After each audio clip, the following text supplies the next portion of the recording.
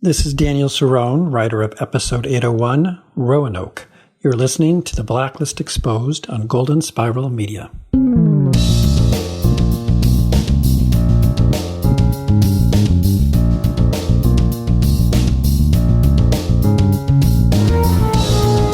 Is that a gun in your blazer, or are you just happy the Blacklist is back? Which means so are we! Welcome, everyone, to the award-winning The Blacklist Exposed podcast. I'm Agent Troy Heinrichs. You dum-dum. And I'm Agent Aaron Peterson. And I don't know about you guys, but the Blacklist reminds me of that girl I kept chasing in high school. You know, every time I start thinking, I'm getting a signal. I think she's interested. I think I'm getting somewhere with her. I find out how wrong I am, and I spend my night alone writing love letters on the internet. Thanks for joining us yet again for number 139 in the Blacklist, Roanoke, written by Daniel Cerrone and directed by Mr. Andrew McCarthy. Show notes and other intel for this episode of The Blacklist Exposed can be found at theblacklistsexposed.com. I'm so happy to be back, be back in black. I was actually kind of disappointed because when I got the initial write-up for this episode, it just said Roanoke, and I was like, oh yeah, no numbered episode off the get-go. And then, unfortunately, there actually was a number in the title card. And then I was kind of like, aw. Yeah, and we should clarify, for people that are wondering, these first three episodes, it was confirmed by John Bokenkamp in an Entertainment Weekly or TV line somewhere, that these are the three episodes that were supposed to be the season final three episodes from last year that they've reworked to work for this opening of the season. So I would guess, based on I know what the title is for the second episode, so I'm expecting some big stuff there. But I would guess episode 3 would kind of be a turning of a sort, just based on that information. You know what I mean? Yeah, like the end of it. Which is interesting because knowing who the title of episode number 2 is, you would think that would have been the season finale. So I'm wondering if they scrunch 3 episodes into 2 episodes, given where they left off with 719. And then the third episode ends up becoming like what would have been like the season premiere kickoff. Well, he said these first 3 are basically what would have been the final 3. So maybe that's how they were going to play it out. Maybe. Let's see how it plays out. We don't know how let's stick with this episode. We'll take it one episode at a time. Well, there's a thing called the pandemic that's still going on since we last left you all back in May, and it's still raging. So a lot of people, Aaron, have found the Blacklist during the pandemic and their stay-at-home orders and binged the crap out of it on Netflix. Top 10 in October. It was. And I think that there might be some new people joining the show. So I thought maybe to start out, since we don't have what would typically be our profiling question of the week at this point of the episode, maybe a little bit about yourself. What brought you to the Blacklist originally back in 2013, and then which theory camp you are currently a member of, so that the audience gets to know you a little bit better. Oh, we're like reintroducing ourselves? All right, well, long-timers, skip ahead. Let's see. What brought me to the podcast or the show? To the show, to the Blacklist. Okay, to the Blacklist. I brought Aaron to the show literally dragging, kicking, and screaming, threatening to cut his tongue out. That's true. I think there was begging involved, there was dinner, and there was definitely a bottle of red wine. See that happen. I would say it was James Spader, because I love James Spader from so many other things. And even though I wasn't a huge, I'm not a big comedy guy. I really prefer dramas, thrillers, stuff where people are just dying left and right. And this seemed like right up my alley. So that's what brought me to it first and foremost. Spader, I'm not big on long-term episodic TV, but this, when I checked out the first episode, it had just enough of a mythology hook to keep me going, plus enough of a standalone to make it where I don't have to relentlessly watch every single week and be worried about being spoiled, at least for the most part. And that's what brought me in, and that's what hooked me. How about you? For me, I think it was seeing that first sequence of Red in the Box and going, oh, it's like Silence of the Lambs. I love some fava beans. Yeah. That was really the first thing. And then I saw Harry Lennox was in it, and I was like, oh yeah, Harry Lennox, Dollhouse rules. And I was super excited to see Harry. So I know I'm probably like one of 2 Dollhouse fans, but if you're a Dollhouse fan, you can hit us up on Twitter at the Blacklist GSM, and we can do a special Dollhouse conversation over there. Who's the other fan? Elijah Dushku? Oh, of course, Eliza Dushku. Bazinga! For sure. Just kidding. We're that all was fans. a fine show for the 3 episodes I saw. What else? So what you want to break down like how we do this? Basically, if you are new to the show, we talk about the episode after it airs. We won't spoil anything from that point forward. Even if we know information, we're not going to spoil it. So if we read some spoiler online, we're not going to talk about it. And we will give theories. We'll give our ideas of what things are. And we take it basically the basic plot of what the show had for the week. And then we break it down by character because we find it's easier to get to the real details by going character by character. And you want to know theory camp? What's your theory camp? You're the one that brought it up. You get to go first. Oh, I get to go first? Mm-hmm. You're just going to like make everybody run away from the show from the get-go? It's your theory. I mean, what theory? And I would argue that you popularized. I wouldn't argue. I would say you popularized. So what's the theory?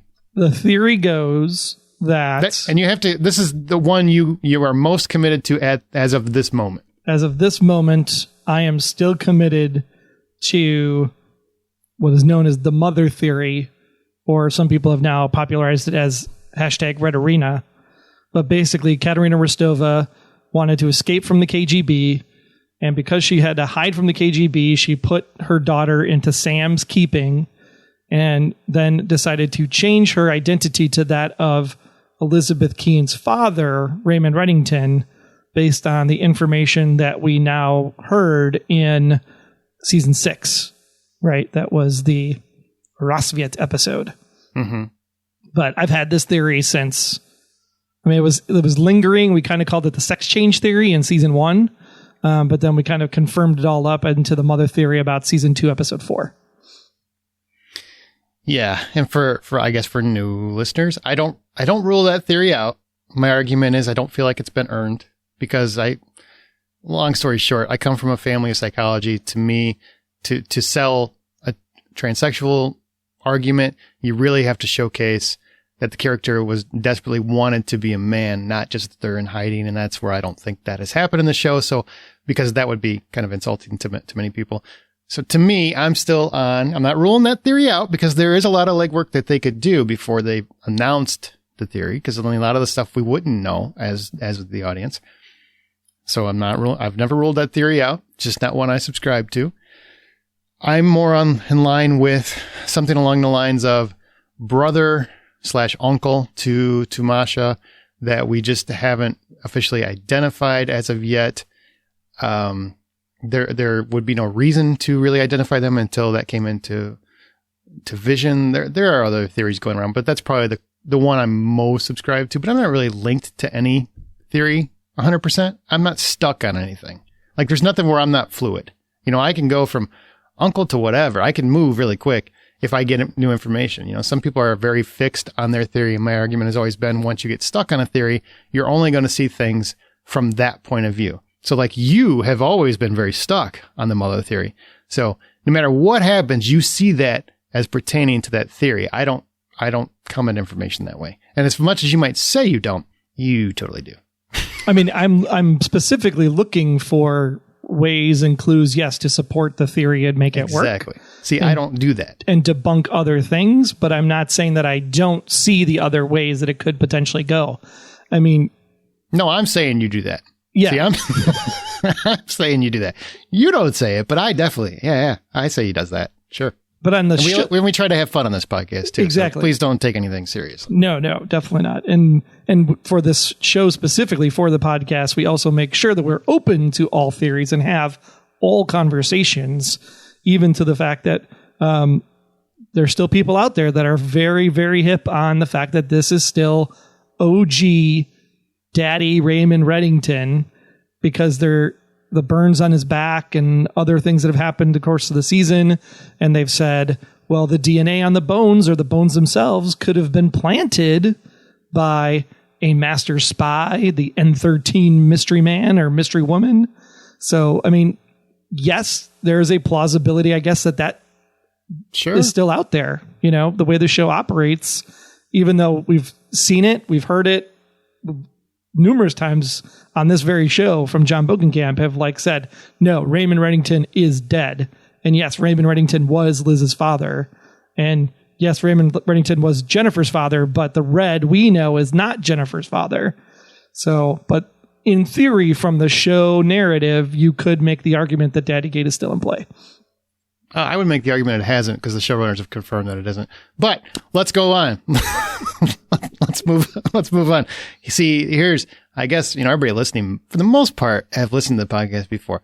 He's nicer than I am. Troy is nicer than Aaron. Aaron's probably the one you're going to write mean things on the internet about. So let's go into the rest of the show, right? I think we got to get it. I don't want to lose anybody because we keep talking about old stuff. Let's get into new stuff. Yeah. So initial impressions of the episode first, and then we'll get into our case profile. Well, I got to tell you, I just rewatched the season finale before Kazanjian Brothers. Yep. Yeah, I did. Thank God you said it. I can't say it right. And Aaron also has a problem with names, in case you don't know. I do, and pronunciations of anything, really. But I really, really still enjoy that episode a lot, and I really love how they made it work when, they're just doing everything they can to make this work. And I'm sure a lot of it has to do with I play games that look just like that. So to me, it was just like, it's kind of like a fun little comic world. So that still works for me. And this to me felt like a perfect finishing piece to that. I do feel like it wasn't quite the bam that we've gotten in other season premieres, where at the end you get like a really big revelation of some sort. On the same token, I kind of know why they had to do that and where they're going. So, I mean, I think it was very good. I enjoyed the episode through and through.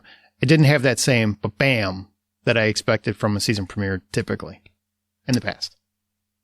When I first watched it, I had to stop for a second because I had to make sure I was watching the right episode. Because I swear that opening pan shot of the city with the cop car driving down the road was the same opening shot they used in season 3. Did you go back and check? I haven't yet, but I'm going to because it's driving me crazy. Because I was like, wait, am I watching? Is this season 8? Because I thought I've seen this before.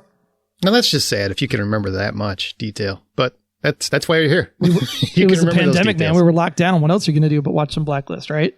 Good call. Yeah, good call. That's why a lot of people caught up. I thought that this episode was on point. It did the things that it needed to do. It reintroduced us to the characters. It gave us the traditional, like, hey, let me catch everybody up via Liz in 30 seconds, right? That usually happens at the start of every season. With basically telling the entire room, like, oh, by the way, here's some stuff I've been holding from you, which catches up the audience and any new members that come in. And I thought that it gave us enough closure to season 7 and set up some new things with Sikorski and N13 and some of that other stuff. So I think for what a premiere is supposed to do, this hit every checkbox on the list. Sure, it might not have been as like super wow, awesome. But even Hetty, I thought was actually really good this week too. Yeah, and I did like the little touch where, Liz is reflecting back and Katarina / whatever you want to call her basically implies to her that, he let you believe that he was your father this whole time. And then she reflects back to, well, when she asked him point blank, he actually said no. So it was on her for not believing it. But, he did tell her that. So I did like that they added that little aside. I thought that was very important. And it also felt like this is how we're going to make sure people are all caught up to where we are. We had a little crazy season last season because of, everything that was going on. But want to make sure you guys are up to date. Here's where we are. Said this, but he said he doesn't lie to her. It's always just omission. And that was very direct. So you got to take him at his word. He was honest about that. And he also has said that this woman is not her mother, right? He said that with his own words in season 7. And so it's up to you what you want to believe. Kind of like what the show is saying here. Like, we've told you, it's up to you what you want to believe. And I love that the final bit of that sequence has her sitting in front of the FBI building, just like Red at the start, because we're transitioning her into what Red has literally been the entire time, clearly evident in the conversation that Red has with Cooper at the end of the episode. Yep, and I'm still Team Liz, even though I know it's not necessarily a popular opinion. Don't care. I still think Red's being a jerk by not bringing her into the fold. I get it. He's got his secrets, yada. But at some point, like he says in the show, he lost her, and he lost her anyway, and he shouldn't have. All right. So profiling question from previous week, we didn't have one because it's been since what, April, whatever it was, long time ago. Yeah. So instead, let's do some housekeeping. Oh, we skipped. Oh, no. We did all that already. Okay. Just go right to the no, sorry. Transition to the profiling question of next week. But even though we didn't have one last week, we do have a profiling question this week. And because season 8 has begun, we're going to start it off right off the bat. Give us your theory. Who is this version of Raymond Reddington? Now, I'm hoping to see something I hadn't even thought of. That's what I'm hoping for. So give us your version of who this version of Raymond Reddington is. So quick question on that for you. You get this N13 nuggets in this particular episode. 7 years of investment. If it's something completely brand new and only shows up in this season, are you going to be upset? Or do you want it to be something or something that maybe not someone, because obviously it's still a secret who Red is, but does it have to tie back into all of the things and events that have happened for it to be earned if it's a completely new character this season? Yes, and I'll be perfectly honest, I have no doubts that it will. Just because I don't believe necessarily what you believe or what several other people believe about different things doesn't mean that I don't believe that it'll be earned. I do feel like what goes missed, because people are so subscribed to whatever your theory, and I'm not just talking about your theory, I'm talking about everybody's theory. Everybody has a different theory. Because they're so subscribed to it, they feel like everything that they see only fits what their perception of Red Reddington is.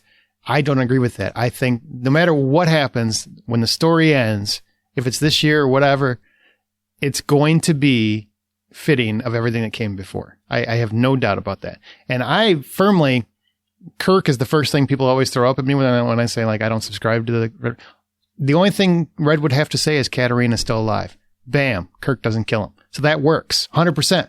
But people don't want to hear that for some reason. So I'm just saying that works. There are other things that work too. As long as it works, and I firmly believe it will, I'm good with it. I don't think it'll come out of nowhere. No. My daughter's watching the show for the first time because she's old enough now. And we just watched Adrian Shaw Conclusion the other day. And literally as Kirk stabs Red in the neck with the thing, and then Red whispers those sweet nothings in his ear, I literally leaned over to my daughter and went, "I'm Katarina." My daughter's like, "Shut up! Walk away from me." See what I mean? Because you're so stuck on it. That's the only thing it could be for you. But it could easily be Katarina's still alive. Absolutely. Katarina's still alive. And so far she is, if we believe this person is Katarina. Yeah, well, let's get to that. You know what? Let's start with our case profile.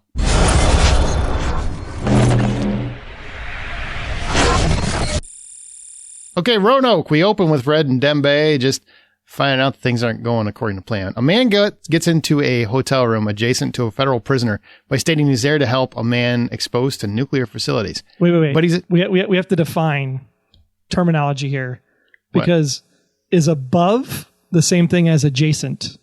Because technically he was above the guy's room and came down.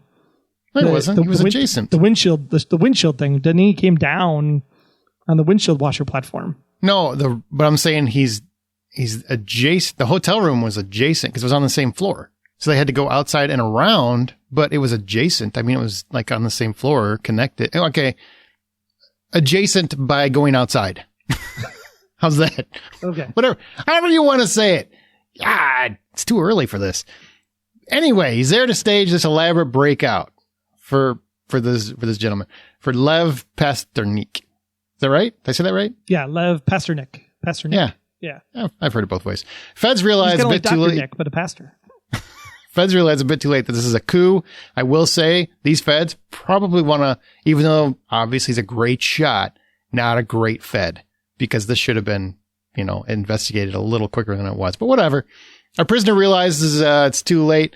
He's standing on plastic, and he's killed in this moment. I don't understand why no one has seen Lethal Weapon 2. You never ever stand on or near plastic. As soon as you see it, you get the hell away from it. But that's our opening. So what did you think about this whole opening section? Well, the guard, when Ressler was questioning the guard, and he said, "I shot him," I thought that was like a twist or a flip in the narrative potentially, because the guy did shoot him, right? The other guy shot him on the plastic, and he was dead. And I thought when Ressler said to the guy, like, "Hey, I shot him," they were going to go to the warehouse and find him actually dead on the floor in the plastic. Because I'm like, why? Because I was still confused at that point of like, why would they shoot the guy? They just broke out. But I thought the opening was great. I thought the music behind the scene and the whole concept, and except for the one extra EMT person that basically tripped off the FBI guys. But all in all, I thought the opening was fantastic. I really did. Yeah, it was a fun opening. Although when the plastic thing drives me not that they do it. I always think it's fun when they do it because, hey, if you're going to bump somebody, it makes sense to do it on plastic. For the characters, I'm like, you idiot. Walk out of that room. As soon as I walk in any room, I swear, if I go to your house, Troy, and you've got plastic on the floor, I walk straight back out. I'm not coming in. We're not. Oh, no, come in. We're going to have coffee. No, we're not. No, we're not. We'll have it on the porch. Let's go. On the porch in public. Let's go. Well, there's no way. This is the thing, though, because people, whether they question the show or not, and it's consistency, but I think this is another way that they can say that they're being consistent in the show. Because I remember not too long ago in season 7, there was a guy standing on a perfectly placed carpet that got shot. It got rolled up in a carpet. So at least they're being consistent with standing on things that can roll people up after they've been executed. This is true. That is true. I think the show is very consistent for the most part. There's some things, I'm sure any show that goes 8 years is going to have inconsistencies because they gotta stretch things out. But overall, I think the show's extremely well, and you get consistent. different writers and directors. Sure. Yeah. Over time. All right. So Roanoke is a character who makes other people disappear, like Maddie Tolliver. And Red obviously wants to find Roanoke because he wants to get to Maddie Tolliver / Katarina Rostova, correct? Correct. And Roanoke makes war criminals disappear, just like that lost colony that mysteriously disappeared.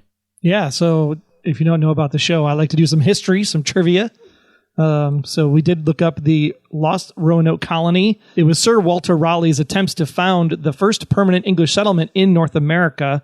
First attempt was in 1585 by Governor Ralph Lane, and then again in 1587 when John White landed on the same island. It was this 1587 population that mysteriously disappeared. The fate of approximately 112 to 121 colonists remain unknown to this day, though speculation is that they may have assimilated with nearby Native American communities. Investigations by the Jamestown colonists produced reports that the Roanoke settlers were massacred, as well as stories of people with European features in Native American villages, but no hard evidence was ever produced. So definitely very similar to tonight's story, disappearing while yet blending into the surroundings. That explanation was almost as long as that cat story. Oh my God, the cat story. Cat story. Like, is this thing still going? I went and made a snack and came back and he's still telling the cat story. Just kidding. I like that story. All right. The only facial features that matter to me about this guy is that he has a bitchin' scar on his cheek. So that's important, probably. Not really, because it turns out it really didn't matter. Because Santiago Vega was hunted down by Hetty, and we find out it's not Roanoke, it's Katarina. The whole game's a ruse to get Dom. And for us to get answers? Question mark? Well, they did find Roanoke. Yeah. But they hunted Katarina down Santiago Vega, and he was like he was doing his best Hector impression. Thank you. That's what I was trying not to say it. I'm like, I don't want to reference Breaking Bad again. But yeah, I'm like, why couldn't you get the guy that plays Hector? Oh, wait, he was already in the show. I was like, where's the bell? Where's the bell? Is Hattie going to bring him a bell? Oh, yeah. Ding, ding, ding. As soon as his hand was trembling, which I'm not obviously making fun of that condition at all. But as soon as his hand was trembling, I was like, oh, please put a bell under it. Please, dear God. That would be a great, fun throwback. See, I can say that now because I saw Breaking Bad during the pandemic. Oh, yeah, you finally finished it, didn't you? I did. One of the greatest shows of all time, yes or no? I wouldn't say as a whole, all time, but it was very enjoyable. Great ending, though, right? Great ending. Yeah. For sure. That last season was intense. Intense. That's on Netflix, too. Only watch that if you're done with Blacklist. That's for all sure. right, let's get into our characters. Yeah. First up, we always talk about the music on the show because music definitely adds a lot to the environment of our watching experience. And season 8 opens up with a little jazzy swing from Amon Tobin and the song Bridge off his Permutation album from 1998. Fun and then song. we finish the episode with a classic and probably the entire music budget for the entire season because it's the only version of Landslide that should ever be played from Fleetwood Mac as Keenler fans scream in delight around the world. Oh, boy. Fun fact, though, we actually played Landslide at my father-in-law's funeral. So it was a nice moment. How is that a fun fact? That's the saddest fact. It's a great song. Was it a fun funeral? It was a very fun funeral, actually. You know what? I could hang out with your family more. They sound like a good time. We went to Costa Rica and we went on a boat and dumped his ashes on this island that sticks out in the water. Right. And That's right. Now that I remember that, yeah. It's a great funeral. Probably the wrong way to word it, but I get what you're saying. All right, so it's a great song, and it should only ever be sung by Fleetwood Mac. All covers be damned. You know what? I was just happy, so happy to hear another Fleetwood Mac song after that whole TikTok thing this summer. Yes. I needed to get away from the whole TikTok thing. I just did. Good for that guy. He sparked a movement. I think it's fantastic, but I needed a different Fleetwood Mac song. Well, if you love the music as much as we do, you can get the playlists. We have them up on the website at theblacklistexposed.com. You can get one for Apple Music and one for Spotify because, again, we love everyone here on the show, except Amazon Music because I don't have a subscription to Amazon Music and I don't want to make it again. And that one guy that wrote that one review, we don't like you. All right. Dom is now played by a new actor, Ron Raines. I think he did a fine job, but I have to ask before we get into the character portion, this is obviously a change because Brian Dennehy passed away last season and they did do all due respects to him in the season finale, which is very, very sweet. But obviously they have more story with Dom, so they couldn't just relinquish the character completely. So they had to bring another actor in and fill that role. How do you feel Ron Raines is doing? I mean, he had very little to work with here, but in terms of replacing a beloved actor. I don't think I'm going to say anything in the correct way in this exact moment because nobody can replace Brian Dennehy in any way, shape, or form. No. But I'll be honest about the second time I saw him in the episode, Ron Raines in this episode, I almost forgot that Brian Dennehy played him because they made his makeup and the way they shot and framed the shots.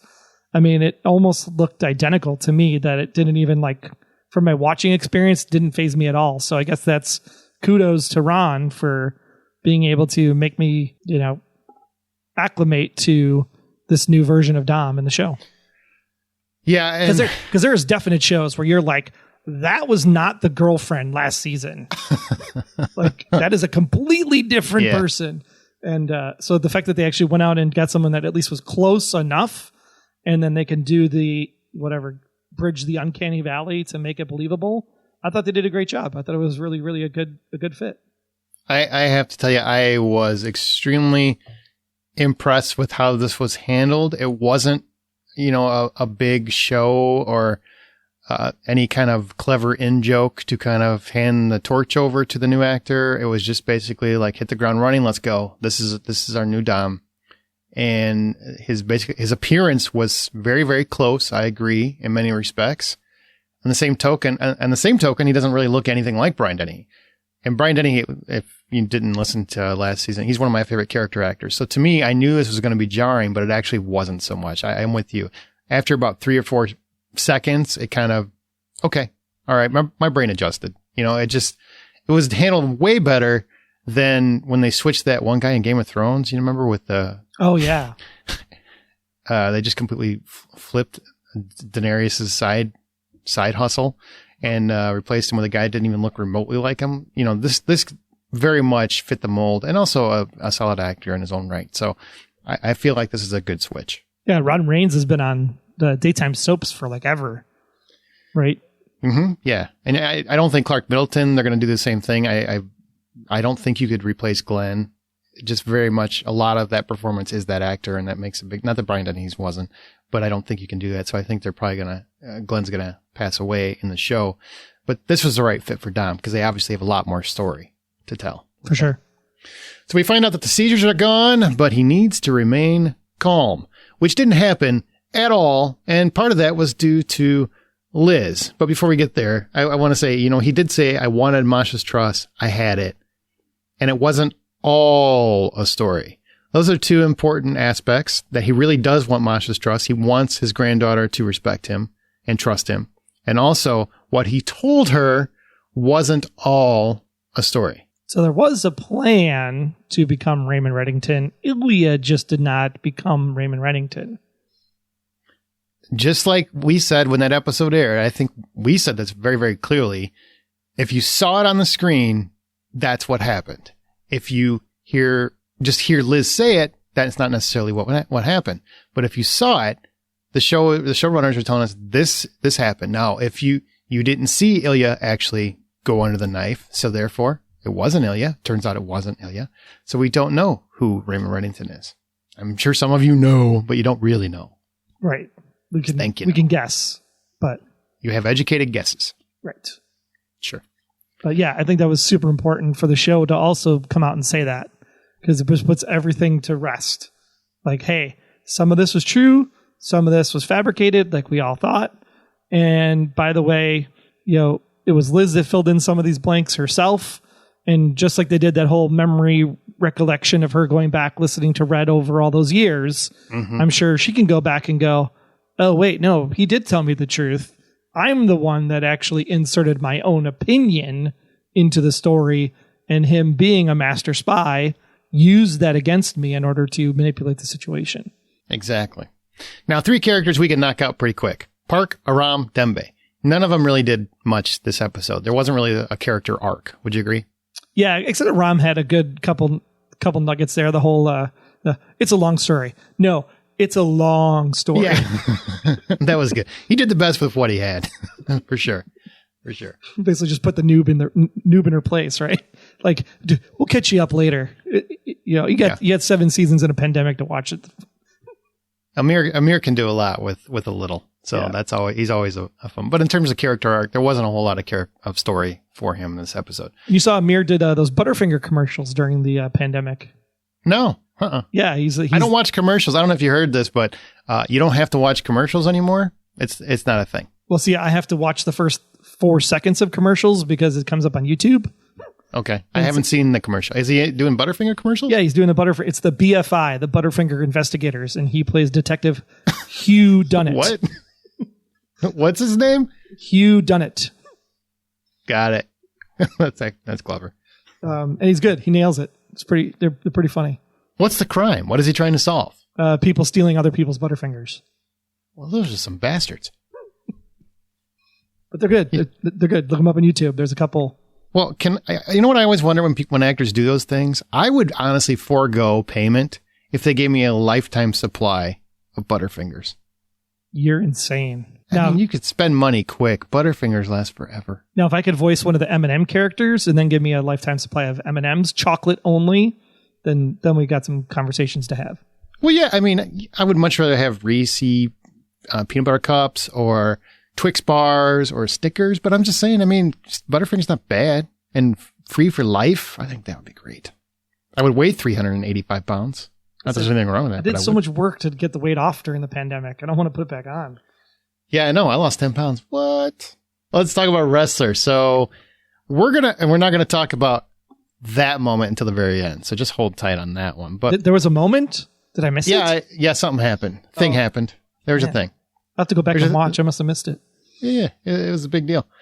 Questions Keen's allegiance throughout the episode. That's like his big through and through in terms of the episode. And at the end, Liz asked Ressler for time, right? And also, she needs him to keep believing in her. So she feels like she's not really as far off the beaten path as you think. And he feels like, I don't know. Are you still the Liz Keen I've always come to love? No. And, what did you think about him questioning her allegiance throughout this episode?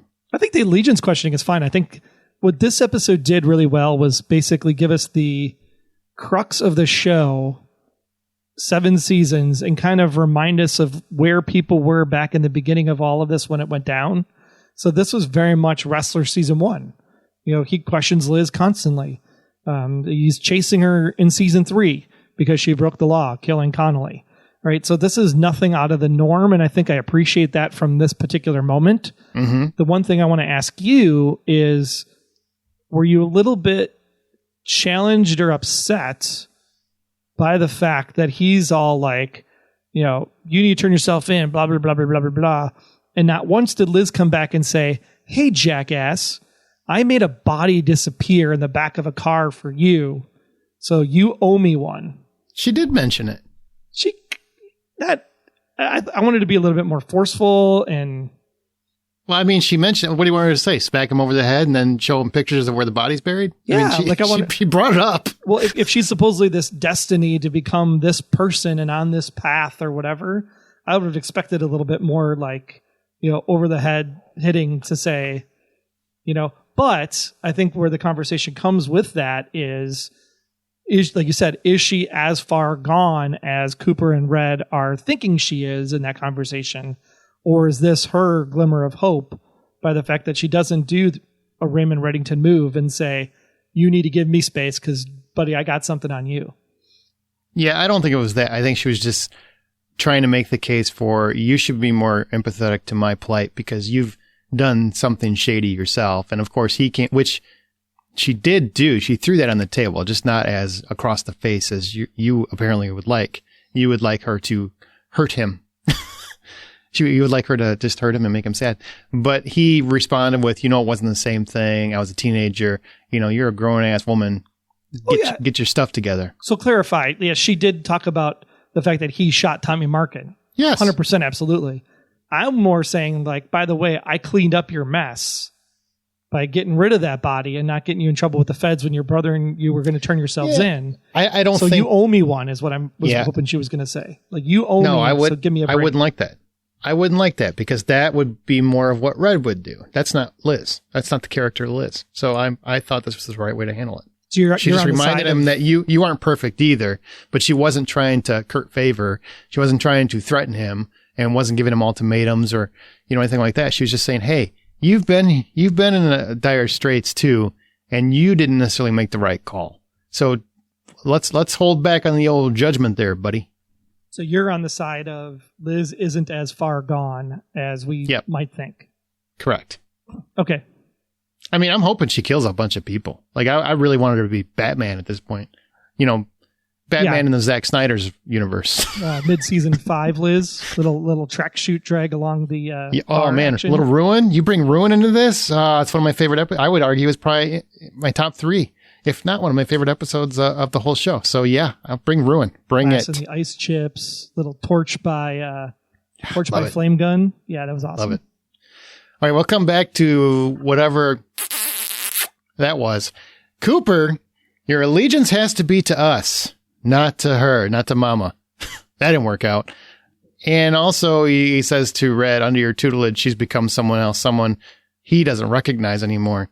And he tells Red that his assistance is not required. So basically, throughout the episode, Cooper is telling Liz that he needs the allegiance to be to the task force, and she ultimately betrays the task force, while at the same time telling Red that this is on you. And Red's like, no, it's not. She was always going to go this way. And this has nothing to do with Harry Lennox playing the part of Harold Cooper in any way, shape, or form. But I think over the 7 seasons, I think Cooper has been the most flip-floppy when it comes to Liz in particular, because you go back to season 2, like Cooper was like, run Liz, run, I'll figure something out. Just go, get out of here. And now he's all like, well, you need to do duty, God, country, and all that fun stuff. And I think there was even another time he flipped back and forth back in season 5, where he himself flipped, right? Because he was going after that, the kid, right? That gunned down, somebody or whatever. I don't remember the exact episode, but I think Cooper has gone back and forth more than Red has in this situation. And I think that's probably the one complaint I have of this episode, because he's taken the moral high ground here again, just because Red is the bad guy, the criminal. So in order to have the bad guy, good guy conversation, like Cooper has to play the straight and narrow, which he really isn't when it comes to Liz. He's just as complicit.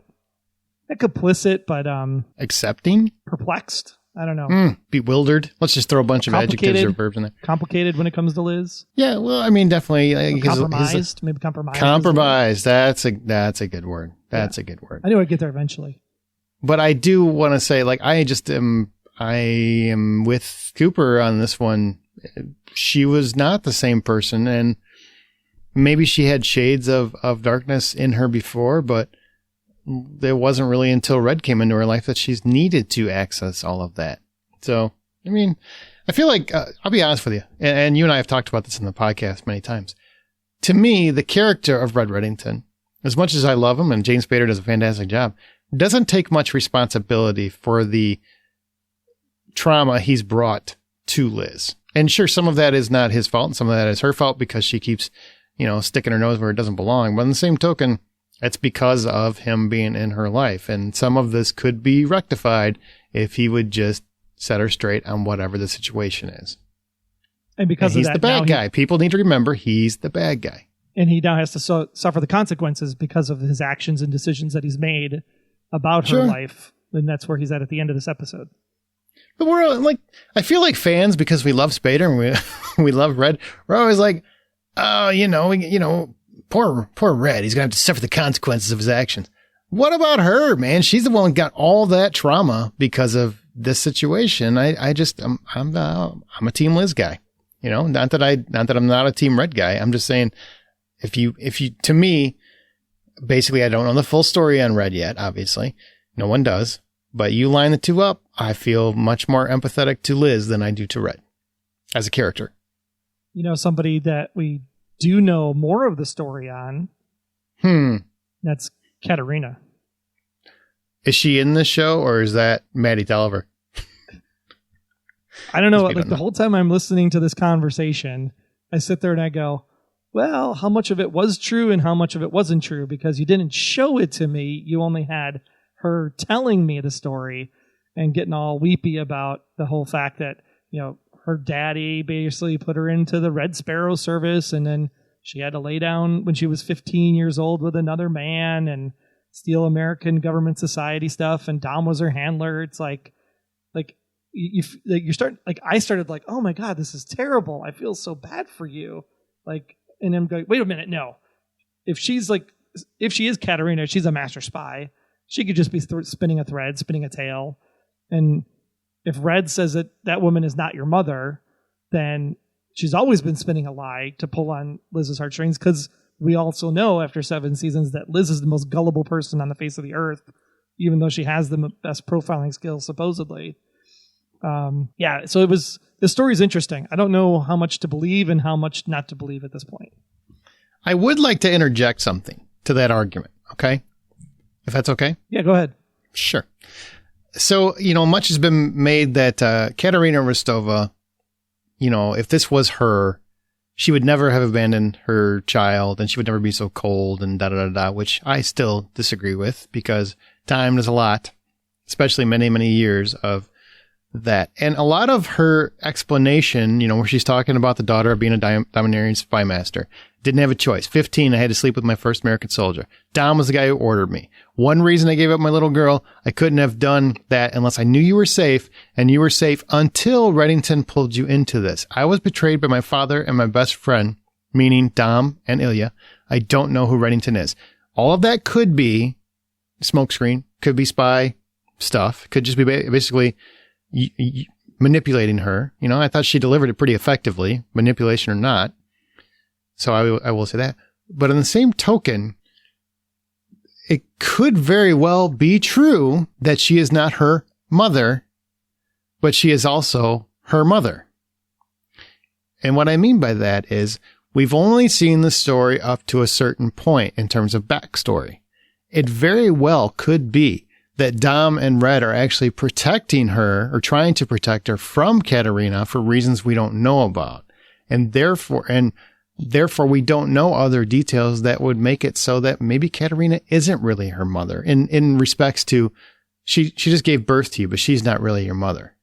There is that argument. And I think not enough of us take that as a possibility, but it is a possibility. So Red has really been more of a father, or even Sam has been more of a father to Elizabeth than Raymond Reddington was, because Raymond Reddington is, for all intents and purposes, shot, killed, dead, bones in a bag. True. Yep. So you're applying that same logic here, that Katarina may have birthed you, but was never really a mother. Kaplan was more of a mother to Masha than Katarina was. Exactly. And the case could be made, once we get more details, maybe Katarina did something after the moments we've seen that was so awful that they just can't see her as her mother anymore. the thing she did to betray Dom and make Dom be all pissed off and mad at her. Yes, possibly. Yeah. Because obviously Dom is a very important character in this story.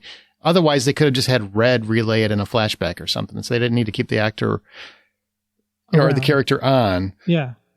Unless there's a lot of story that needs to be told from his point of view. So yeah, I think that could be a factor. And sometimes we get, like I said, we get stuck in our own theories, so we won't consider other options. And I think that should be considered. And then we've got people that are stuck in their own theories that are going, you didn't give up your child because you had been ordered by Dom to do stuff. We don't know what happened after that. Like, she could have done it from that point forward. And then, but she never went back for her child, even after the kid was safe, because, she had to go into hiding. Maybe all of that's true. And that could be considered to be what kind of mother would do that. Sure. There are considerations that I think could be made when you're making an argument for a theory. You got to consider other options. Absolutely. Because we don't have facts. You can't. I know a lot of people love to say, no, we know this, we know that. We don't know. We only know what we've been shown so far. Right. But if you are one of those people that are stuck on a theory, then that's the line you're hanging on to. You're saying, like, you didn't give up your little girl because you were, sleeping with men at age 15 by your father. You gave up your little girl because there was a fire and there were people onto you from the cabal that wanted to kill you because you didn't do what you were supposed to do by Christmas. She didn't say that. She said one reason I gave up my little girl was, she had to make sure she was safe, and she was safe until Reddington pulled her back into this. That's what she said. But that's not the reason she gave up her little girl. If you go by Rosfiat, Requiem, all the she did give her up to keep her safe. Yes, she did. Well, yeah, to give her up to be safe, but it's not one of the reasons. Wasn't because Dom ordered her to do stuff. But that line was meant to. I'm speaking from the character's point of view. Regardless, like, whatever you think of her, like, her point of view, she's from Katarina's point of view at that point. And she says very clearly, I thought, that she's just saying that Dom basically ordered her into all the stuff that she was doing. That's what led her down that path to where she had to put her into where she could be safe. So it made sense to me. It made perfect sense to me. It's a general overstatement of the entire conversation. Yeah. Yes. I think you're being too literal about that. Right. That's what I'm saying. Like, people that are stuck in the theory would grab this as a literal point. I definitely think it was more of a broad stroke than it was a literal. Now, N13 came up.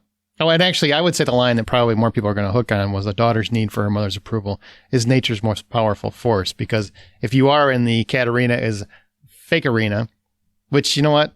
I honestly, I'm pretty 50-50 on that one. So I could go either way on if Katarina, because I still say, yes, it could be an imposter meant to keep Katarina in hiding or something. On the same token... I'm 70-30, by the way. Fake. But yes, there is still a possibility that it's like, she keeps saying some stuff that I'm like, maybe she is real. Maybe she is real, but that line definitely feels... That feeds people who are definitely more than 50%. Oh, yeah. Right? For sure. Now, I want you to take us through... You're way better with the details. So when it comes to the N13 mole, explain that for listeners. Let's see if I can actually do this right. There was a spy... We don't even know if it's a guy or a girl, but there was a spy who had 13 pieces of information that basically could bring down governments. And then he or she expanded upon that network to do that for other governments. And so the story basically was that this N13 mole, Katarina believes, is Raymond Reddington, and that he weaseled himself into the FBI to steal United States secrets and keep the charade going as to who N13 is all about. And all of the information, the blackmail file, if you will, on all of these governments and all of these officials and all of these people, all these years, that file is the Sikorski Archive. Well, she thinks he's either the mole or knows who the mole is. Or knows who the mole is, right. Right. Yep. And so she lived on the run, hunting for a crime she says she didn't commit. And it's all about this. And if she finds the mole, she can basically clear her name. Now, regardless of the Red Arena camp, if you're just in the fake arena camp, right? If you're in fake arena, I also thought, well, Katarina's a ghost. Nobody really knows where she is. Could Katarina Rostova, whoever she is, also be N13? Could Seaduke be N13? Because we still haven't gone back to the Seaduke storyline also. So anybody that we've seen, this is why my question was, if N13 is a completely different person that doesn't tie back into anything in the history of the show, would you be upset? because I'm hoping that N13 comes out to be either Katarina, Sea Duke, or Red at the end of the day. I see why you are stuck on that. I still say there are so many reasons why we wouldn't know who this person would be until we get to the end. There are lots of options and open available theories to that. So I refuse to succumb to it's got to be this person, or this person just because we're this late in the game. I don't feel like they would have to explain who this character is yet, but I do think there have been plenty of hints as to who the character is in the past that it'll make sense whenever we get there. So if N13 is a completely mystery person introduced this season, as long as the reveal of said person ties back into the storyline, you're good. Yep. Absolutely. Okay. What about you? Yeah, I think that'd be fine. Like, I've seen people introduced to the last minute. Like, I'm thinking like, I mean, not that they were really introduced last minute, but I'm thinking like Battlestar Galactica, when they start to reveal who the 5 are, and you're just like, oh man. And then there's the fifth one, and you're just like, of course it is. Right? So it's like, it feels like that, where even if N13 ends up being somebody completely brand new, I feel like they'll have something to do with Ilya. They'll have something to do with Dom. They'll have something to do with Katarina. They'll have something to do with whatever the dude's name that's been chasing Katarina this whole time. I forget what his name is off the top of my head. So yeah, I think he or she will have nuggets tied into the mythology of the show, even if it's a completely brand new person. I'm hoping it's not a brand new person, because then you have to go back and do all the freaking homework, and that's just exhausting for the podcast. But we will do it if that's what it takes. I'm just going to watch that episode and be like, oh, snap. That's what I'm going to do. Troy's going to do all the homework. It's kind of what I did at the end of this episode. Yeah, fair enough. Let's see. So Red, moving on to Red, we got 2 characters left. Red, his tremors are gone, but his condition is here, and it's gigundous. What the hell kind of word was that? I don't know, but I like it. I'm going to use it. We find out this other story. We get a couple stories this episode, but Li Chang Yuan ate wolfberries and lived a much longer life. So you would agree that Red is definitely dying, and he's trying to extend that, yes? For sure. Okay. I don't know if he's going to make it to 257 or whatever the hell that was, but anything over 150 sounds like a chore. A lot. Yeah. Sounds like a lot. It sounds like man, I have a hard time moving around now. I can't imagine trying to move around 150. Unless I'm a vampire. That would be sweet. All right. He tells this story from 98 or 99 about a cat he came across, one who knew him. And now he wants that cat. And I assume the cat is Katarina? Could be a cat arena? Yeah, it could be an allegory. Could be. I mean, it's a cat. Her name is Katarina. But they locked eyes and they felt each other, and then she ran away. Cat arena. I feel like this is on the nose. I could be wrong. But the cat was crying, and the cat was all weepy and sad, and it was just a kitten. Doesn't sound like Katarina there. The cat knew him. But she doesn't know who Reddington is. Or at least this Katarina. So what you're saying is the cat and Red were like soulmates, and they shared one experience. It's not what I said. No, that's what you want. That's what you want to say. Hey, like I said, your theory could work, but there's a whole lot of sexual identity stuff that would have to be hammered in there for it not to be insulting. So I have not seen that personally. We also haven't seen any tremors from Red in this episode. True. We didn't see it because she said his tremors are gone. Yeah. I said that. She said that. I repeated that. Liz said that. Why don't you ever listen when I talk? I don't know. I was so worried about Gigundus. God. All right. You know what? Red has had a gigundous improvement in his health this episode. You haven't had a gigundous improvement in your listening skills. I can tell you that over the summer. All right. Red is irritated. He's been double-crossed by Liz. I don't know why he is. I mean, he's been double-crossed by her a couple times. You'd think he'd be used to it by now. What did you think about how he sat at the end of this, where he's like, I lost her, Dembe. I knew it, and I let it happen anyway. Do you feel like he would actually do anything different, though, honestly? His secrets are his secrets for a reason, so probably not. And I kind of wanted Dembe to be like, man, I told you so. I think he did. I mean, he gave him kind of like, You knew this was a possibility, and you just didn't listen. Yep. You knew that was an option. I mean, I get he looks sad and mopey. I have a hard time feeling bad for him because in my mind, the character has had ample opportunity to bring Liz more into his confidence at this point. Now, granted, we don't know the whole reason why he hasn't. On the same token, I mean, it's hard for me to feel empathetic toward a character that had every opportunity to make the situation smoother and chose not to do it because he likes the omission game. It sounds like Dom's reasons too. Like, I want to tell you, I want you to be truthful, but I'm in a rock and a hard place. I can't talk about it. Mm-hmm. I'll tell you what, Dom was pretty scared, right? He did not look happy in an ambulance. He's like, what? Wait, what? What are you doing? It's going to hurt me. Don't do this. It's crazy. It is crazy. All right, Liz, lastly, tells the task force Maddie Tolliver is her mother, Katarina Rostova. That happens pretty quick, which I feel like at every premiere, Liz has to really catch the task force up to speed on whatever she's been lying about. For some of us that have watched the show like so intently as we have, especially in this particular community, I literally feel like it's just like they pause the TV show and Liz just turns around and goes, "Okay, everybody, here's what's going on." That's exactly what happened. Yeah. I mean, it feels that like happened last season just too. like you're just pulled right out of the experience, and it's like, okay, campfire time. Liz teacher's here. Take your seating squares. I'm still on Team Liz. Don't care. All right. Again, she asked Red for details. He won't say anything, but he doesn't lie. He just withholds, which for new listeners, Troy and I have had this long debate. I consider lying omission. So I consider Red to be a liar when he does that. Troy does not consider him to be a liar because he says it's only a lie if you actually speak it. So we have a difference of opinion on that. Correct. So you guys weigh in on what you think. Is he lying or is he not lying? But still, makes a play. But she does realize her mother can't be trusted as well. And I do want to say, it's interesting. Even though she knows that, she still goes along with the plan to kidnap Dom.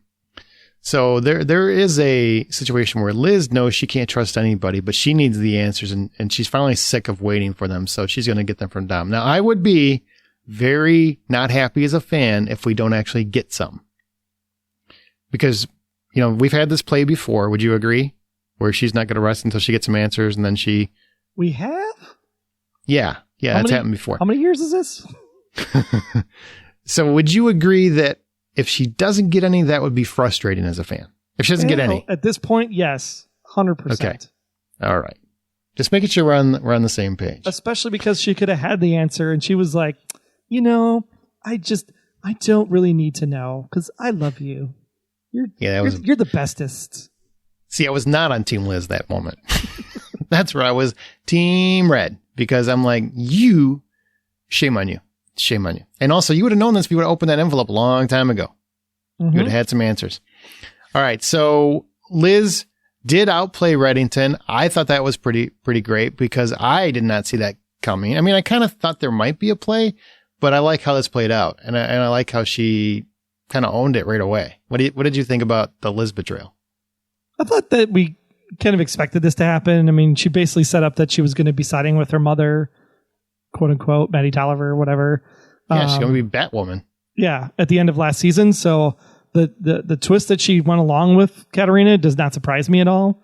I think the way she went about it was kind of cool. Like, hey, I know this armored plated van guy, and I can get some new tires on my van, and kiss your butt, you kiss my butt, and we'll all be good. And I thought that was pretty creative way to get around the whole situation. I like the MacGuffin with the dump truck or the garbage truck at the old warehouse. Yeah, to throw him off the guy on the side of the road concept. Yeah, I thought all of it was good. Like, I have really no complaints on the entire sequence. Now, the fact that she completely pissed off her entire team. Oh, wait, sorry. We've been there before, too, when she killed herself in season 3 and then came back to life and everybody hated her. That was different, though. That was different. And then that time when she went into a coma and decided to abandon her team so that she could go figure out her own head and then finally come back to the team. So, yeah, this is Liz scripted 101. Yeah, Liz does this. She's flaky. She wants answers. She doesn't want answers. Hopefully, she just commits to getting answers this time. I mean, honestly, she needs to get something. I'm not saying the whole thing. You won't get that until the last episode. Totally get that. But we need something, some extra nugget, something solidified. Yeah. Whether this is Katarina, is this fake Arena, we need that solidified. I think very, very soon. I love you all, but I have to do this for myself. I would like to be able to believe that this is her mother, but there hasn't been enough to make me believe that, you know? There's been a lot more to make you not believe it, to be quite honest. Yes and no. I feel like it's 50-50. Like, if next episode Red said, hey, that is Katarina Restova, but I don't consider that to be her mother, that would work with what we've seen thus far. So that, to me, would be fine. I just want something concrete. I don't want to wonder about that. Oh, snap. What? This is my brain working literally in real time. Oh, people. Boy. That whole concept about it's her mother, but not her mother, like her biological mother, but not the woman that raised her. Remember the whole, like, she dyed her hair blonde? And Red was like, wow, you look amazing. Mm-hmm. Like, maybe her mother that raised her was blonde, or the woman that, I don't know. Just a thought. Well, you did see Maddie Tolliver's got some blonde hair. Right? Just saying. She did kiss him when she saw him. You might be onto something. Just saying. Might have had some feelings for her. maybe. See, this is the difference. See, in my head, I'm like, Aaron is a freaking asshole. That's omission. But when I say, Aaron, you might be onto something, that's a bold-faced lie because he's not onto anything. All right, dum-dum. That's 3 times I got to use it in one episode. I'm pretty happy. All right, here we go. Betrayed the task force. We talked about that. Now, let's talk about...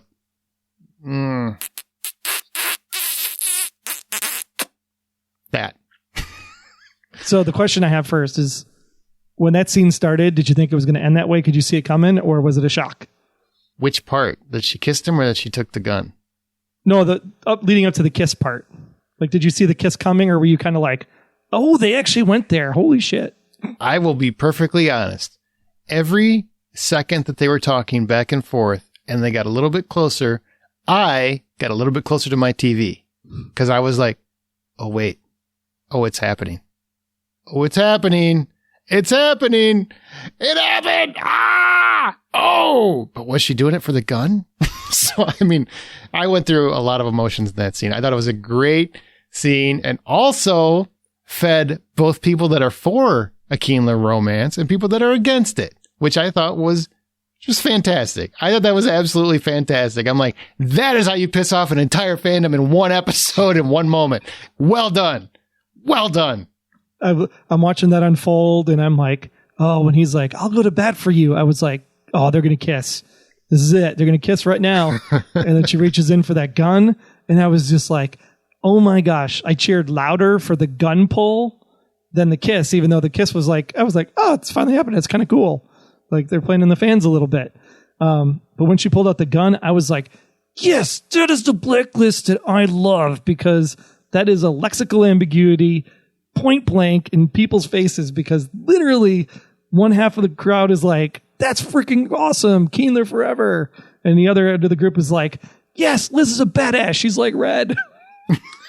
Exactly. It played so well to everything. Really. It was a great moment. I thought they played it well. And I'll be perfectly honest. Maybe you saw, I did not see the gun pull coming. The kiss, I didn't see the gun pull coming at all. The kiss, was kind of telegraphed. But the gun pull, no, that was great.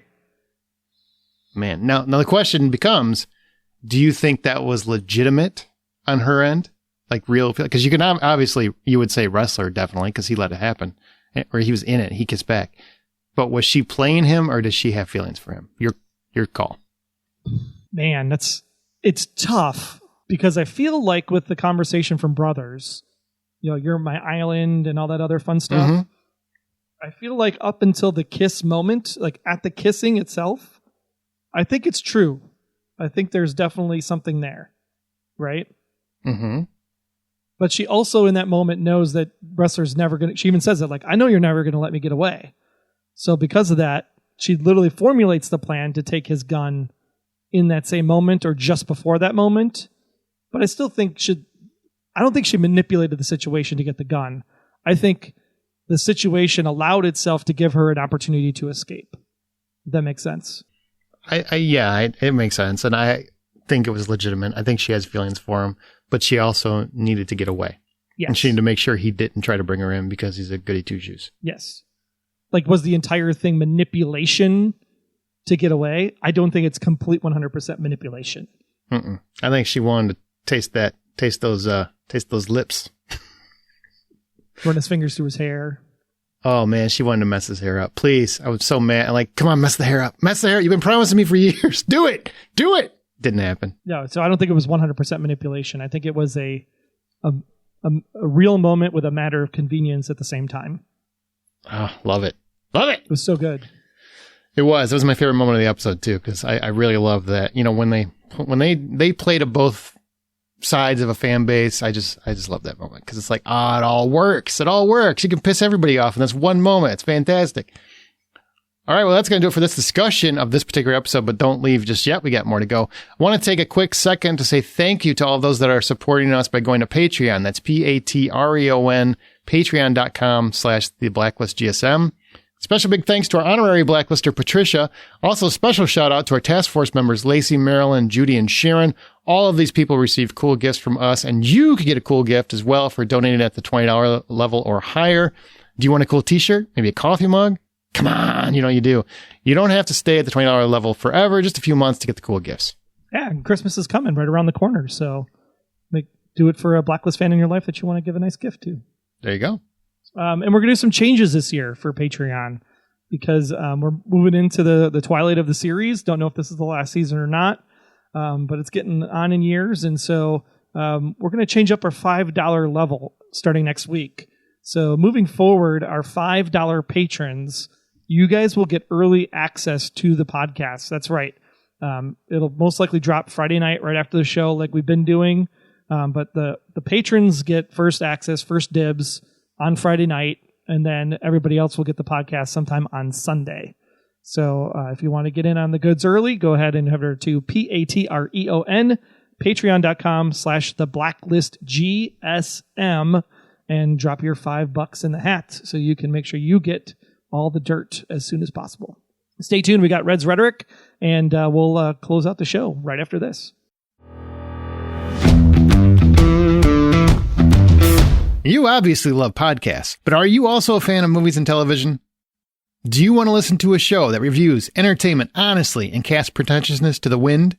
That debates both film and TV topics in a fun, good-spirited way, while still getting to the heart of why we all love them so much? Then don't miss the award-winning weekly podcast, The Hollywood Outsider, now available on your favorite podcast app or at thehollywoodoutsiders.com. Hi, it's Megan Boone, and you're listening to Blacklist Exposed on Golden Spiral Media. Welcome to Red's Rhetoric, that part of the show where we relive some of those wise, witty stories from Red that may or may not have greater significance not only in the show, but maybe also in life. Then each week you guys get to vote for your favorite over on our weekly web poll inside each episode post over on the website, theblacklistexposed.com.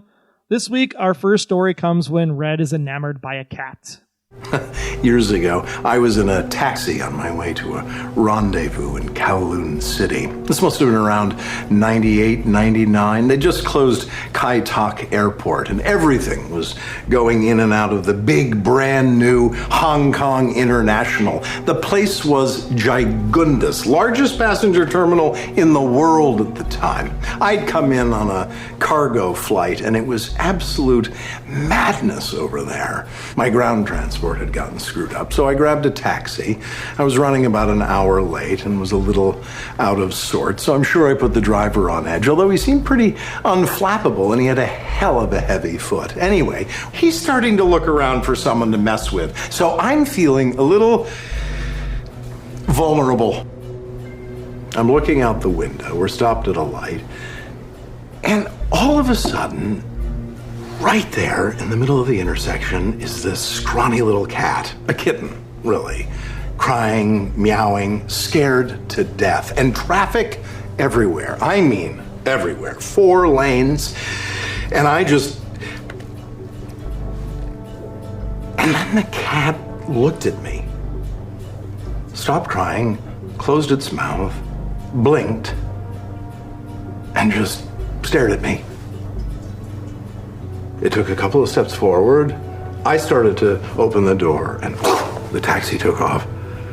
And there we went. What do I want? I want that cat. And Roanoke. Our second. it was so long.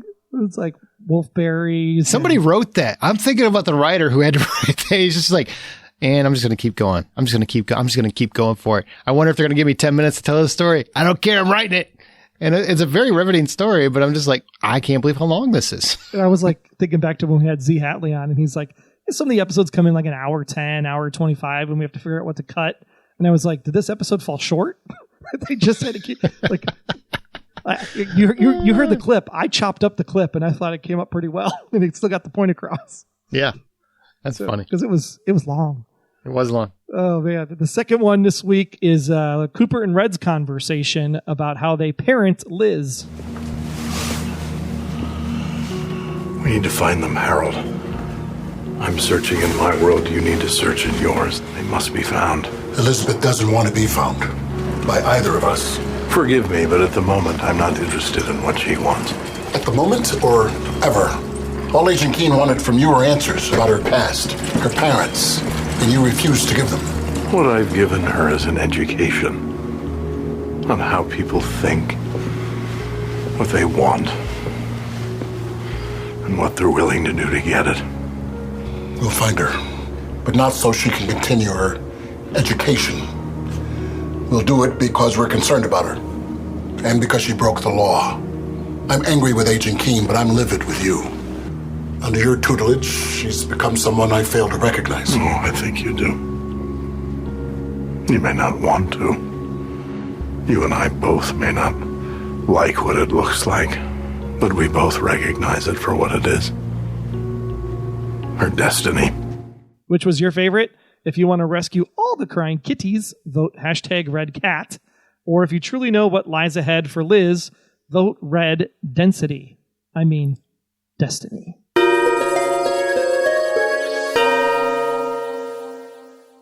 Did you mean to do that? Was that intentional? Of course it's intentional. Okay. Anytime you get to run Back to the Future, it's worth it. All right. Well, that will conclude this discussion. So now is the time to recommend the Blacklist to your friend, your enemy, your neighbor. And when you do, please also recommend that they listen and subscribe to the Blacklist Exposed podcast. All the case files can be found at theblacklisexposed.com and everywhere great podcasts can be found. And it's great to be back with you, Mr. Troy Heinrichs. It's definitely good to be back with you, Aaron. That was a lie. Yeah, that felt like a lie. Honestly, I didn't believe you at all when you said it. And this is the part of the show where we currently close up the show, but normally we have special agent intel. So we have lots of places you can do that. You can hit us up on Twitter at the Blacklist GSM. You can join our Facebook group. That's facebook.com/groups/the Blacklist GSM. Leave a comment on the post on the website, theblacklistexposed.com, or comment on the YouTube video of the podcast over at youtube.com/theblacklistexposedpodcast. Lots of great places there to have great conversation. Lots of great fans. The community on Facebook has grown exponentially during the pandemic. Yes. So definitely go on over there and meet some new friends and keep it civil. No politics, all that fun stuff. But we'll pull the best theories every week. So come up with some great ideas. We want to see some crazy stuff. N13 and all this new Sikorski stuff has got to get people brewing, get the machine going again. Get your brains polished up because we are in for some very exciting episodes in the next couple of weeks. So we want to hear your thoughts, your theories, and we'll feature them right here on the show. And if that's not enough, you can follow Aaron if you want to. I don't know why you would. I don't either. That was the truth. Over at Aaron Smirks on Twitter. I'm at Troy Heinrichs on Twitter. And you can talk about whatever you want with us, like maybe even if an armor-plated run-flat vehicle gets good gas mileage. Who knows? I know. It does not. All right. Well, big thanks for listening. Don't forget to answer our profiling question. With Season 8 in full swing, give us your theory. Who is this version of Raymond Reddington? What do you got? Let us know. Take care, guys. We'll see you next week. Until next time, I'm Agent Troy Heinrichs. That's at Troy Heinrichs on Twitter. And if you want to learn more about me, just visit, about.me/Troy Heinrichs. And I'm Agent Aaron Peterson. You can hear me talking about movies and TV on the Hollywood Outsider podcast, as well as Remake This Movie Right. We are available at thehollywoodoutsider.com or on Twitter at 5popcorn. Be sure to subscribe, download the app, submit your feedback, but most importantly, keep yourself off of the Blacklist.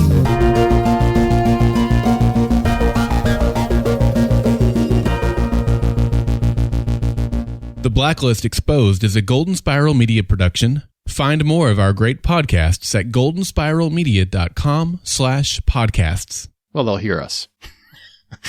I'm just saying.